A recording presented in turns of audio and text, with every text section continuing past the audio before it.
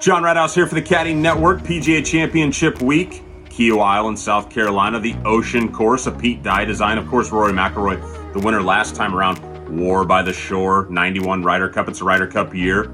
Padraig Harrington's in the field. Steve Stricker finished in the top 10 last time around. It's one of the most difficult golf courses in the U.S., particularly when the wind blows, which is forecasted to do so this week. Link-style course, so the Europeans will be right at home. In fact, only 3 Americans finished in the top 10 last time around. You've got 2 distinct 9-hole out and back routings getting closer and closer to 8,000 yards. Pete Dye's wife, Alice, was a co-designer. She had the idea to elevate the fairways and the green, so now even more exposure to the wind, great views of the ocean.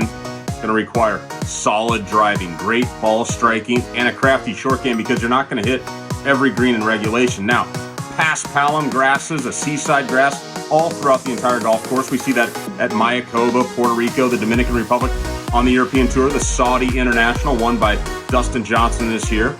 Putting even slower, which will put the Europeans right at home. They're used to slower surfaces. And I think it's easier to putt on, easier to chip on. So guys that are normally a little more deficient in that category might have an advantage this week.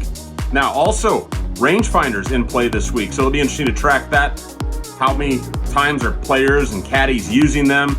Do they help out in certain situations? Does it speed up play? What brands are they using? So stay tuned to that. We've got a man-made, intimidating golf course. Strategy is going to be involved. You've got Mother Nature involved. It's going to be major championship pressure cooker. So it'll be interesting to see who gets into contention this week and who ends up winning. Of course, 20 PGA Club pros in the field this week. The first ever PGA Tour tournament I caddied in was the PGA Championship in 2004 at Whistling Straits, side of this year's Ryder Cup.